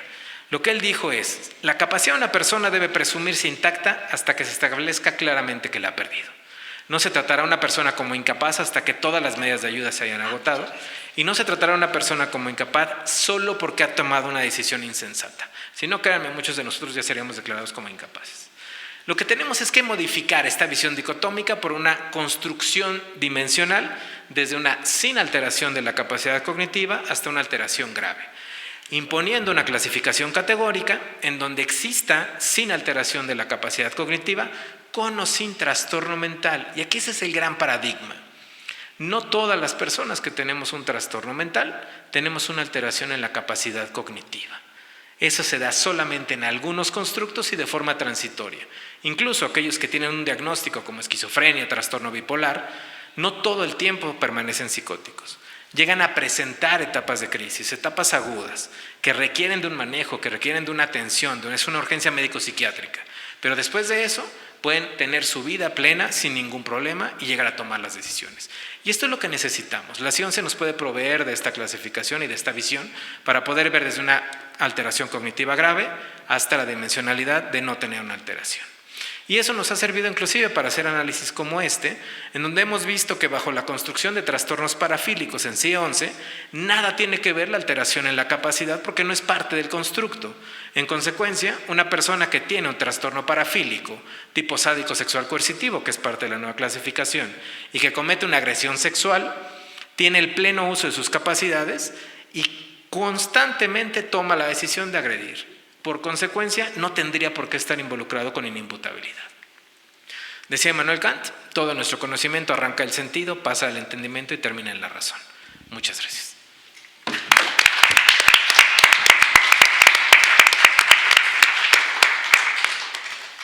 Muchas gracias al doctor Nicolás. Nos hizo estar muy al pendiente porque hablaba rapidísimo y era mucha información la que estaba dando,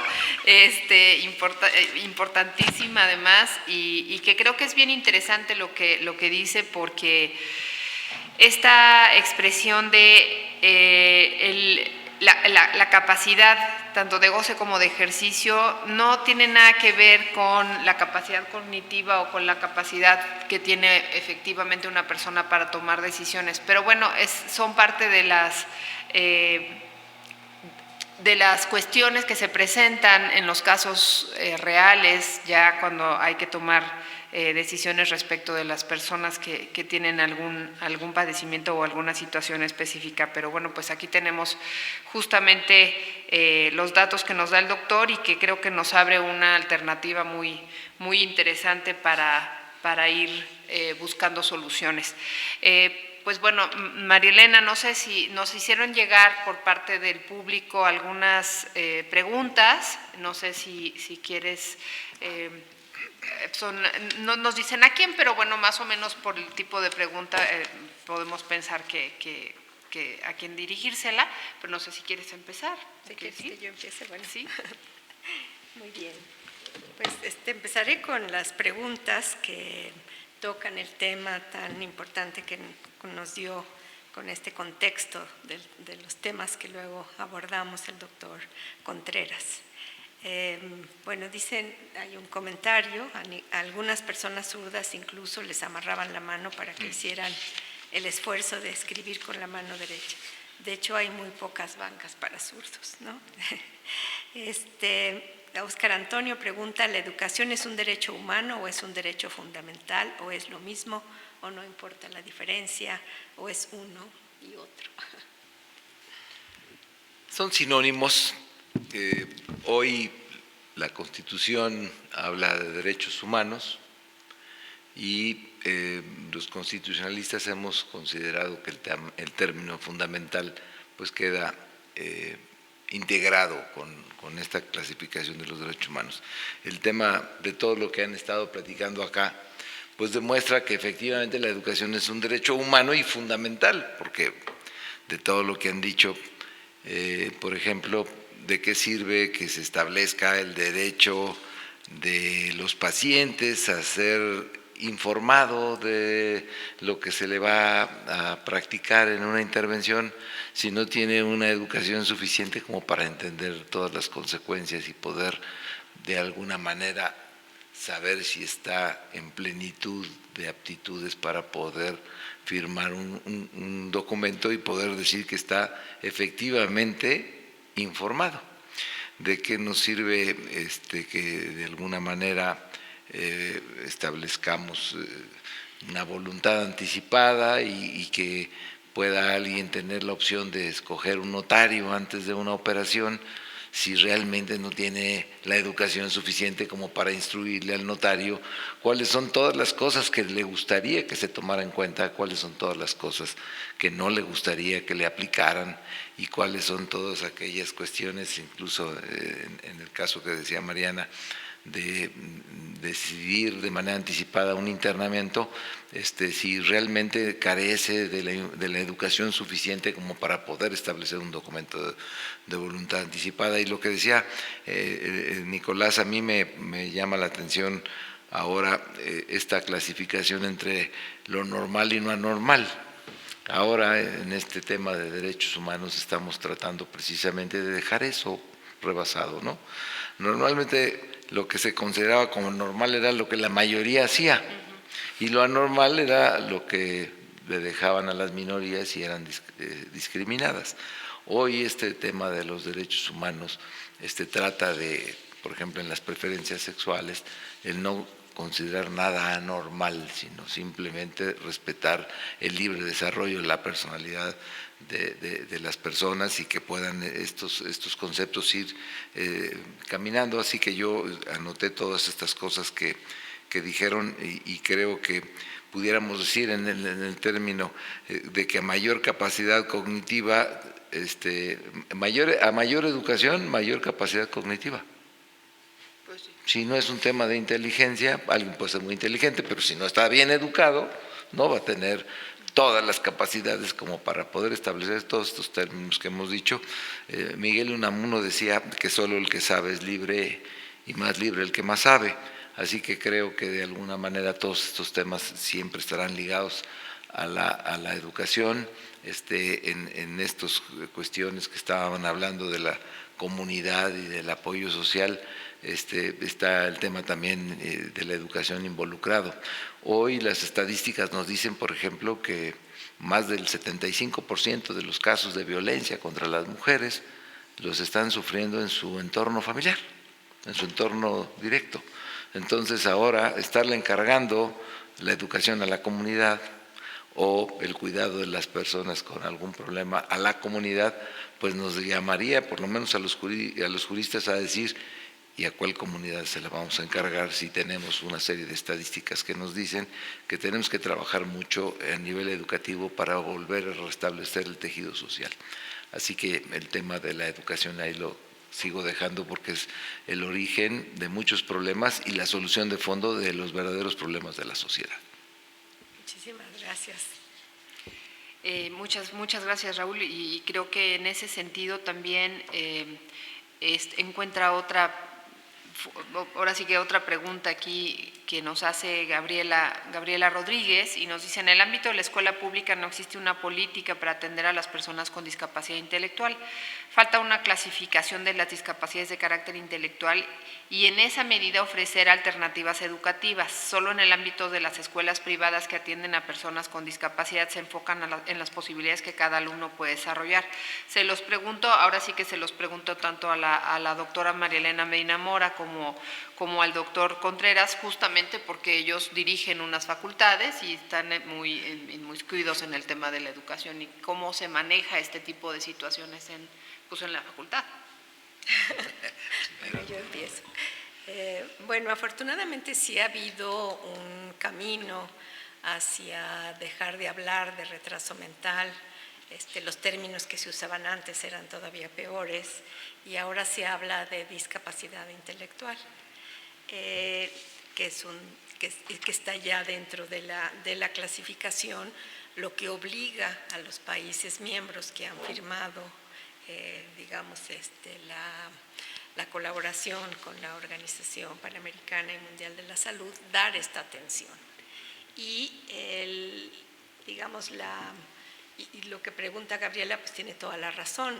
Una vez que tenemos la clasificación, que es la obligación de los Estados miembros, dar entonces atención a esta condición, cómo se puede hacer, ¿no? Y lo que ella plantea como esta medida en donde se ofrecen alternativas educativas de acuerdo con las necesidades de la persona, pues es muy importante, porque nosotros sabemos que los buenos programas de rehabilitación y de atención psicosocial pues hacen que las personas que tienen algún problema en este sentido puedan tener una vida mucho mejor y más productiva. Y desde luego pues tiene que ser a partir de lo que cada alumno necesita, y que sí es importante que nuestras voces siempre estén firmes y fuertes para que puedan ser escuchadas, ¿no? Y aquí estamos hablando no solamente de los niños, desde luego debe de empezar en ese, esto viene, es un tema de vida, pero pues cuando dejan de ser niños, cuando son adolescentes, cuando van a la universidad. Yo como director tengo una ventaja, cuando tengo un problema pues le hablo a María Elena, que es mi vecina y ella me orienta.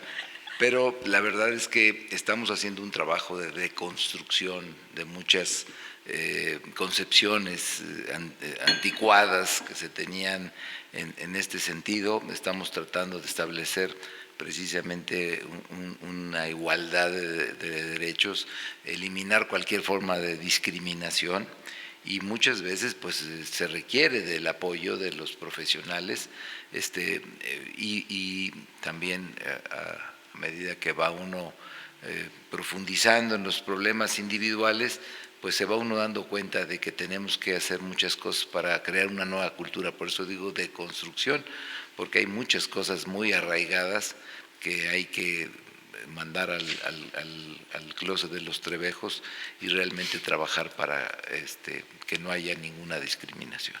Y eso es un trabajo cultural y educativo. Muchas gracias.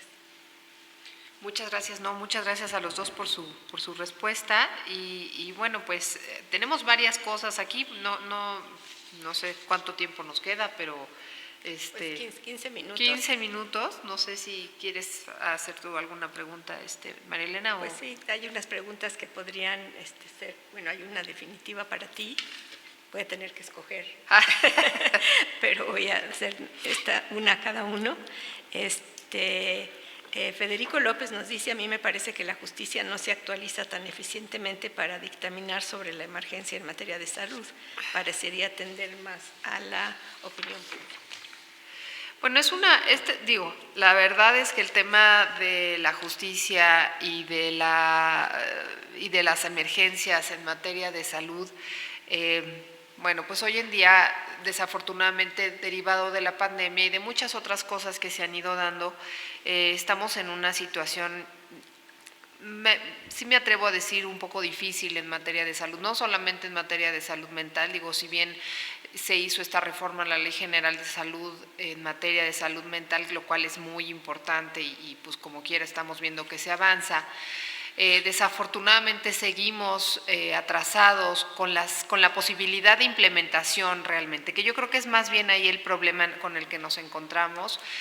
No hemos atinado a encontrar un modelo que sea realmente eficiente.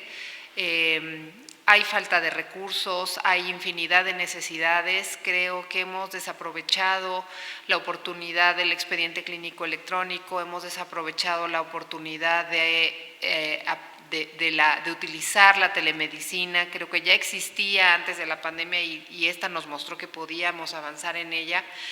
Creo que hay muchos recursos que se tendrían que ir impulsando y no se ha hecho, y esto haría que pues que efectivamente, más que estar haciéndole caso a la opinión pública, más bien estuviéramos tomando medidas eficaces para atender a más gente y de forma más eficiente, ¿no? Entonces, pues sí, puedo coincidir con Federico de que desafortunadamente a veces la justicia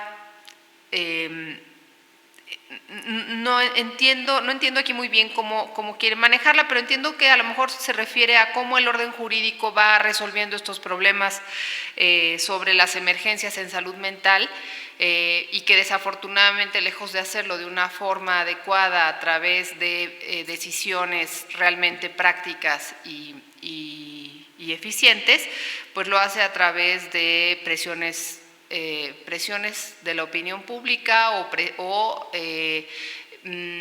caprichos desafortunados que luego no dan buenos resultados. Eso sería lo que tendría que comentar al respecto.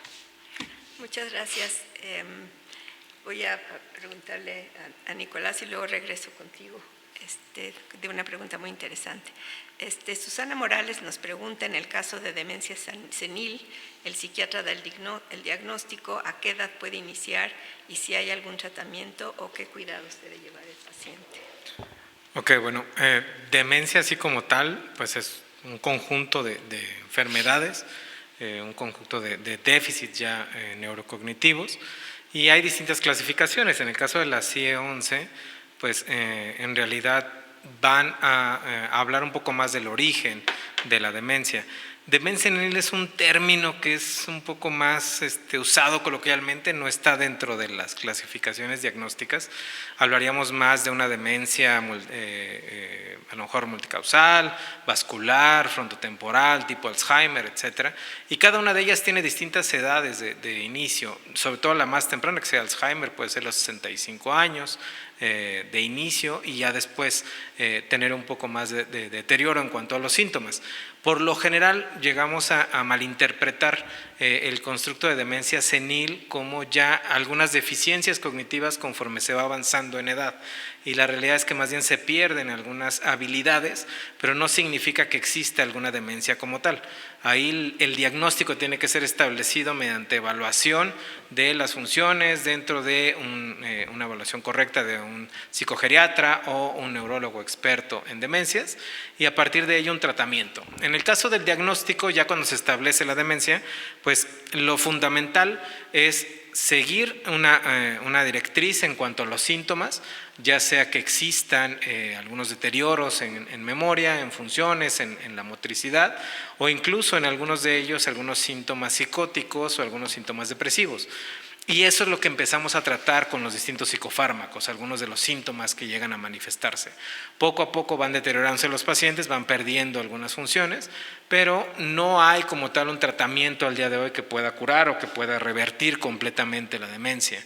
Han habido múltiples esfuerzos a nivel internacional de ver incluso inmunoterapia o incluso terapia con nanotecnología que todavía no han fructificado.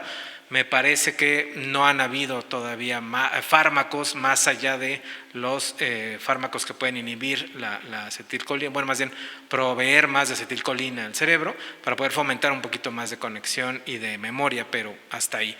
Ahí lo que tenemos también que entender es que no necesitamos asociar el diagnóstico per se a una discapacidad de tomar decisiones, porque va a depender en mucho del deterioro que se tenga, ¿no?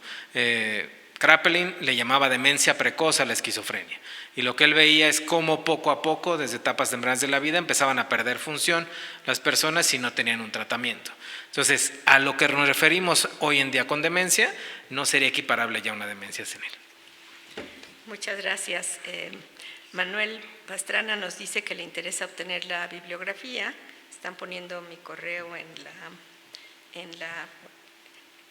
el chat para que puedan escribir para mandarles la bibliografía al lugar que tiene. Y tenemos una pregunta del público. Adelante. Presencial. Por alguna razón la pandemia me llevó a un lugar y lo quisiera dejar a ese lugar aquí, porque vale la pena.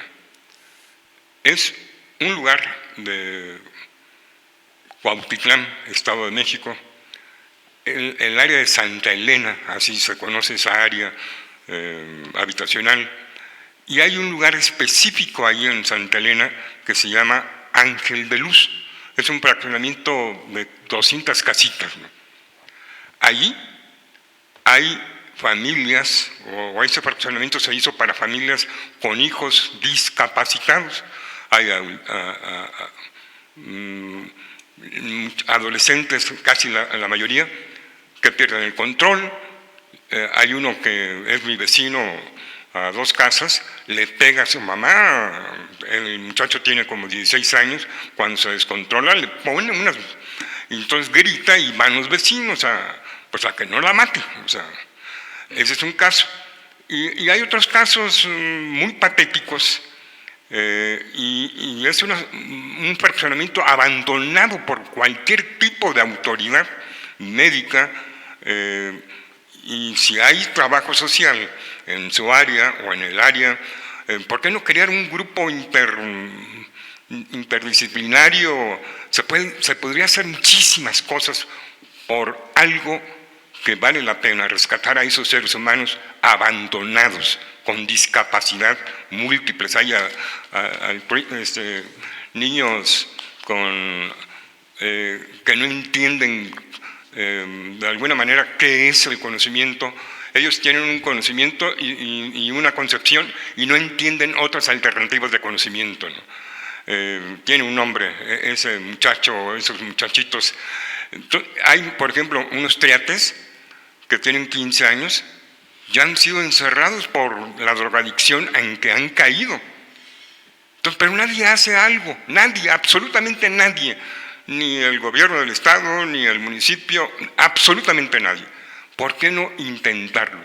O por lo menos conocerlo y a ver qué se puede hacer, qué se pudiera hacer.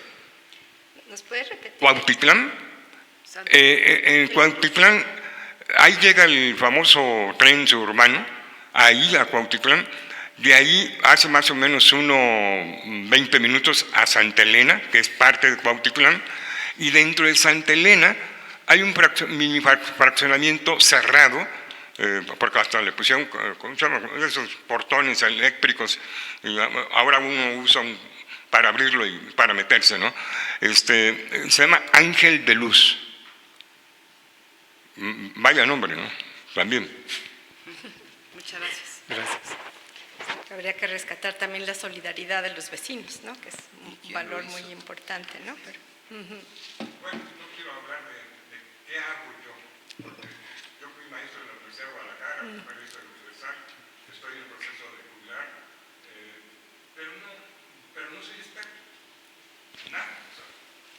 muchas gracias. Gracias. Tenemos 3 minutos, ¿no? Entonces, tenemos una pregunta que dice: el consumo de psicotrópicos que ha vuelto tan extendido y sigue circunscrito a las zonas de turismo en México, ¿por qué se ha diseminado tanto? Y bueno, ha crecido mucho porque pues también refleja, ¿no?, las necesidades de las personas de atender algunos malestares en lugar de ir a tratamiento, ¿no? Desde luego, los medicamentos son útiles cuando se manejan bien, pero cuando se abusa, pues generan problemas, ¿no? Y yo lo que creo es la falta de tratamiento también hace que la gente busque la automedicación, ¿no? Desde luego, la extensión en México no tiene nada que ver con la de Estados Unidos, por eso nos habla, o de otros países, que está circunscrita a las zonas de turismo en México. Entiendo por eso que no tenemos la misma disponibilidad. De hecho, uno de los factores que contribuyeron más, de forma más importante a que no hubiera el tratamiento adecuado fue la falta de medicamentos, ¿no? O sea, entonces, si no hay mucha disponibilidad, tampoco hay mucha manera de desviarse, ¿no? Y bueno, tenemos muchas otras preguntas, ya tenemos que cerrar, pero hay preguntas muy interesantes sobre la adicción, sobre las diferencias México-Estados Unidos, sobre la necesidad de acciones conjuntas, que no puedo estar más de acuerdo con eso. Tendremos una próxima mesa que es el día 30 de agosto a las 10 de la mañana, porque es el Día Internacional de la Conciencia acerca de la sobredosis, que es un día que lo planteó las Naciones Unidas para hablar del sufrimiento de los padres que tienen hijos con problema de adicción a opio en la frontera norte, y la relación con Estados Unidos es muy importante, y ese día se va a hablar de esto. Entonces yo los invito a que se conecten a esta sesión, y donde profundizaremos más en sus preguntas. Y pues con eso quisiera darle las gracias. Si tenemos 1 minuto para cada quien, si quisieran cerrar con algo, de un mensaje. Mariana. Bueno, pues yo agradecerles a todos su presencia aquí, y sobre todo el interés por estos temas, porque como cuando este seminario inició, uno de los propósitos era justamente visibilizar el problema de la salud mental y de la discapacidad psicosocial. Hemos tratado de ir tocando todos los temas que hemos ido sintiendo que son indispensables y que son importantes para ir difundiendo y que la gente se vaya interesando y vaya conociendo. Creo que mi mensaje para esta reunión es decirles: lean el consentimiento informado, es importante. Creo que el primer responsable de lo que dice el consentimiento o de saber lo que dice el consentimiento informado es uno, porque además es uno el que tiene que decirle al médico: no entiendo lo que dice. Y no tengan miedo a preguntar. Nosotros ninguno de nosotros, o a lo mejor algunos son médicos y entenderán cuando les estén haciendo un procedimiento, pero pues los que no somos médicos tenemos todo el derecho a preguntar.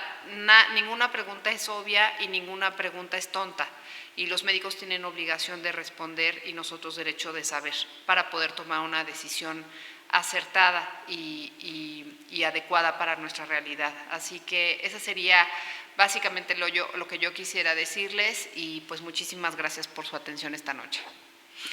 Muy bien, tenemos saludos desde Irapuato, desde Iztapalapa, en la Ciudad de México, Tlalpan, Gustavo Amadero, Durango, Puebla, Nezahualcóyotl, Cuernavaca, Nautla, en la Facultad de Ciencias Políticas y Sociales de la UNAM, de la FES Acatlán, de la Unidad de Divulgación de la Ciencia de la UNAM, de la Facultad de Filosofía de la Universidad de Guadalajara, de la Facultad de Medicina de la UNAM, de la Coordinación Normativa de Educación e Enfermería en el IMSS y de la Universidad Autónoma de Madrid. Así que muchísimas gracias a todos los que nos siguieron en línea. La versión completa será subida y que podrán verla en el canal YouTube del Colegio Nacional. Muchísimas gracias.